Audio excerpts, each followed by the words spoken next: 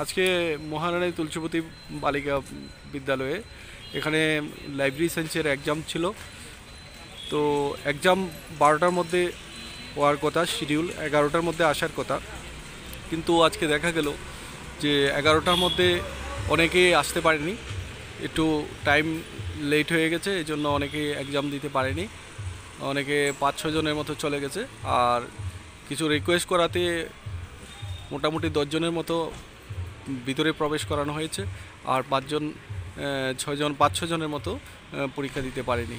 এজন্য আগামী দিনে আমার বার্তা থাকবে, আগামী দিনে বিভিন্ন কম্পিটিটিভ এক্সামে, টিপিএসসি, টেট, এনি কম্পিটিটিভ এক্সামে টাইম শিডিউলের আগে 11টার মধ্যে যখন রিপোর্টিং বা এরকম রিপোর্টিং থাকলে রিপোর্টিংয়ের 1 ঘন্টা আগে যাতে উপস্থিত থাকে, তাহলেই পরীক্ষাগুলো সুন্দর করে দেওয়া যাবে। যেহেতু এগুলো ক্যারিয়ার এক্সাম, এই এক্সামগুলোতে সবসময় আগে থাকাই দরকার। রিপোর্টিংয়ের আগে 1 ঘন্টা আগে যদি আসে, তাহলে আর পরীক্ষার দিতে সমস্যা হবে না এবং সবাই এক্সামটা সুন্দরভাবে দিতে পারবে। এই জন্য সবাই পাঞ্চুয়াল থাকা দরকার। লাইফের টার্নিং পয়েন্ট ডিস্টার্ব হয়ে যেতে পারে, এই জন্য সবাই পাঞ্চুয়াল থাকলে এই এক্সামটা দেওয়া সম্ভব।